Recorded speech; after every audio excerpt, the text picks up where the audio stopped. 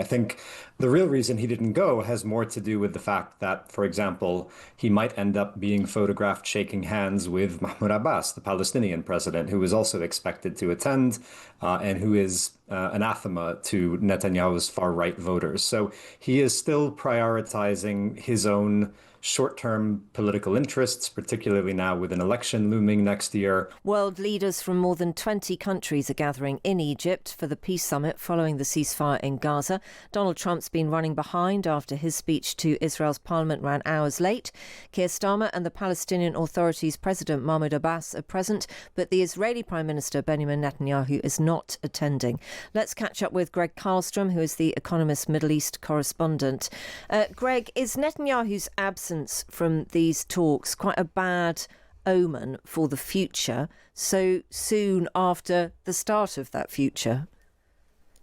I think it's a sign that Benjamin Netanyahu has not changed over the past 2 years. The official reason that his office gave for his refusal to attend the summit was a Jewish holiday, Simchat Torah, which begins at sundown tonight. Typically, Israeli prime ministers don't like to attend public events that conflict with a Jewish holiday. But everyone in Israel I've spoken to thinks, he probably could have done that. He could have gone anyway and cited the importance of the event as a reason to do it on a holiday. I think the real reason he didn't go has more to do with the fact that, for example, he might end up being photographed shaking hands with Mahmoud Abbas, the Palestinian president, who is also expected to attend and who is anathema to Netanyahu's far-right voters. So he is still prioritizing his own short-term political interests, particularly now with an election looming next year.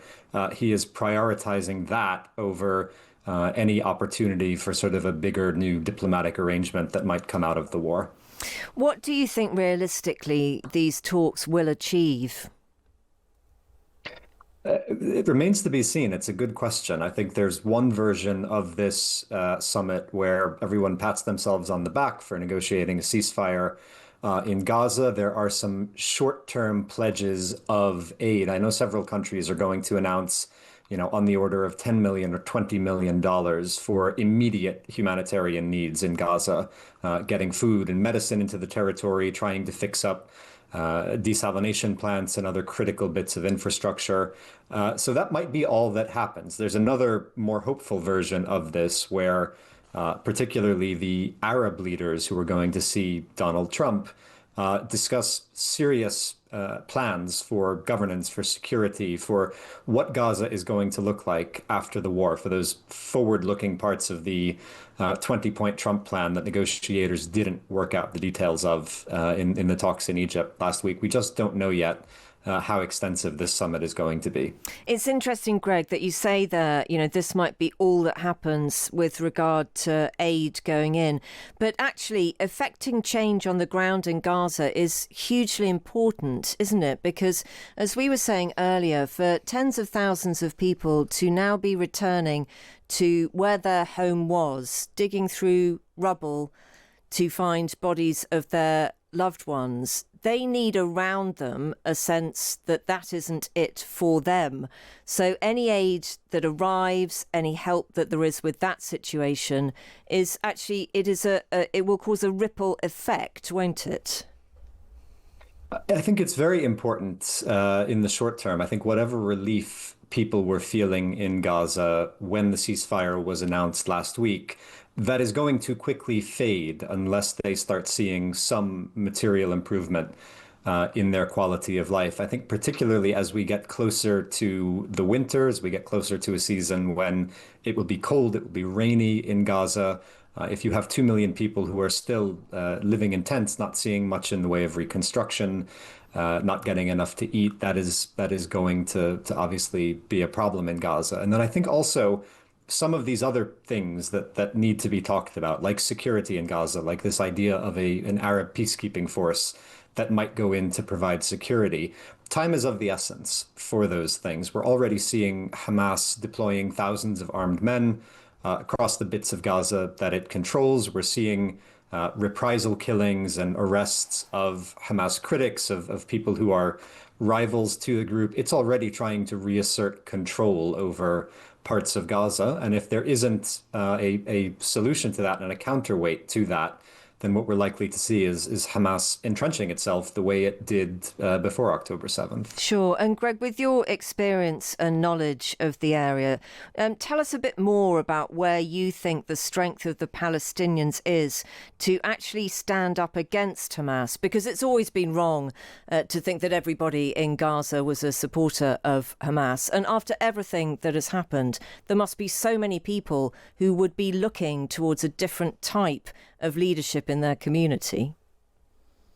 There are. I mean, that was true even before the war, before October 7th. I've been to Gaza dozens of times, and one thing I noticed over the years was that Hamas was increasingly unpopular. It was seen by a good number of Palestinians in Gaza as being at least partly responsible for the miserable conditions that they were living in. And I think that's only intensified since October 7th. There have been various polls of people living in Gaza. Granted, it's hard to do sort of accurate representative surveys in these conditions, but there have been various polls that have found Hamas is deeply unpopular. People think that Hamas dragged them into a war that it could not win against Israel. But the problem has always been the lack of an alternative. For almost 20 years now, Hamas has had essentially unchallenged rule in Gaza. It was very good at smashing any opposition movements that tried to spring up over the years. And the Palestinian Authority, which governs parts of the occupied West Bank,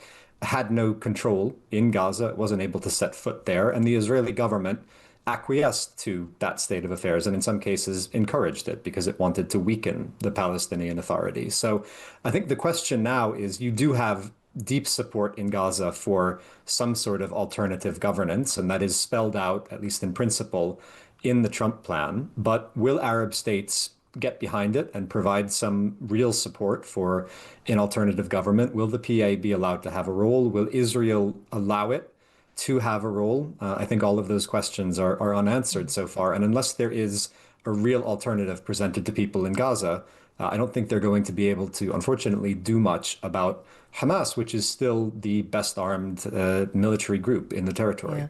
And Donald Trump says that America had a lot of help from Muslim countries in the peace negotiations.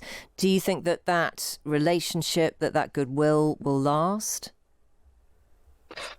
You hope it will. I think the problem is that for decades now, Arab states have not wanted to get very involved in the Israeli-Palestinian conflict. They issue statements, they draw up peace plans, but any sort of active involvement has been viewed as a negative, has been viewed as that's all downside and no upside from the perspective of Arab states. And I think even now, they say they're on board with the Trump plan. They say they're very supportive of what President Trump is trying to do. But when you try to get down to the specifics of, would you send troops, for example, to join a multinational peacekeeping force in Gaza, there's a concern that that might be politically fraught at home, that peacekeeping force might be seen by many people in this region as working alongside the Israeli army. Even if they're not directly working together, they might be seen as working in parallel. And given how many people in the Arab world think the Israeli army has been committing genocide in Gaza for the past 2 years, that would be a very unpopular decision to send troops to join an Arab peacekeeping force. So the politics of it are complicated, and I think it's going to take some willingness to do the sorts of things that Arab countries have not been willing to do in the past, to do things that might be difficult, might be unpopular, and to agree amongst themselves on exactly what they want this sort of new Gaza to look like. Well, we hold our breath a bit, don't we? It's always good to talk to you. Thank you very much indeed. That's Gregg Carlstrom, who's the Economist Middle East correspondent.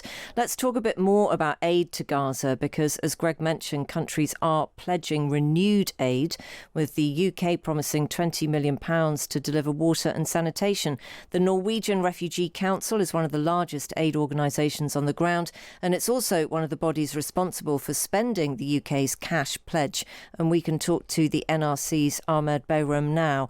A very good afternoon from us. Can you just tell us your thoughts on what the ceasefire means for the people of Gaza and what you've heard from your people on the ground? Very much a relief indeed after 2 years of suffering, people are relieved. And in some sense, still in this disbelief, really, that this is actually happening. I was speaking to a colleague who was telling me that for the first time in 2 years, she could have a bowl of salad. For the first time, she could see, at least compared to what she has been through, enough items on the market. Of course, this is not to lose sight of the catastrophe that Gaza is today, with large-scale damage, people telling us they are going back to nothing. One of my colleagues was telling me how she can now see parts of Israel from her balcony because of so much destruction in Gaza City. She couldn't see it a few weeks ago when she left Gaza. So it's all about saving lives, of course. The mission is going to be very, very huge, and it's only right that the whole world really is thrown behind this mission. It's hard to understand where you even start with simply the amount of devastation, the amount of rubble across Gaza, the fact that so many people will be returning to homes that are no longer homes. We've seen some of the situations in the hospitals. That doesn't change overnight. So where do you start?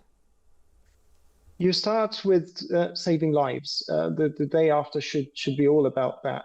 Today in Gaza, there are 55,000 children facing acute malnutrition. In other words, they face death if not treated immediately. Treatment doesn't happen with a bag of bread, doesn't happen with a bowl of rice. It happens through sustained supply, long-lasting supply, uninterrupted, of medication, of food, of nutritional supplies, of everything that these people need to survive. They have survived 2 years of bombardment, displacement, destruction, famine.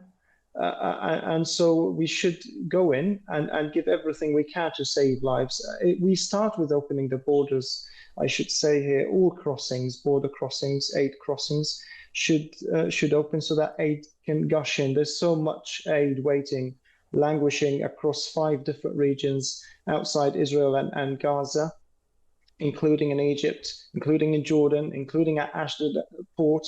In Cyprus, there are 134,000 tons of food. This could go a long way towards reversing this famine and, alleviating the suffering on the people. How do you deal with the fact, as Gregg talked about there, and many other people have spoken about too, that Gaza's institutions have been taken over by Hamas, and there are still fighters there on the streets? There is still a capacity for Hamas to operate. How do your workers navigate that challenge of helping Palestinians in that situation? Yeah, I think that's why we are calling for guarantees. Obviously, we have been giving aid for 2 years now, independently, neutrally, transparently, of course, with the very limited, supply that we had. We were, my colleagues at the Norwegian Refugee Council and indeed across the aid spectrum were putting their lives on the line. I think what we need to see now is guarantees that our aid convoys will cross from point A to point B uninterrupted, transparent, obviously unhindered, so that we make sure that these aid convoys get to the people. It could be through an international mechanism. The same states who have obviously negotiated this deal could negotiate a way to monitor the flow of aid, to make sure that aid is crossing through these points and into these displacement sites. So it's possible.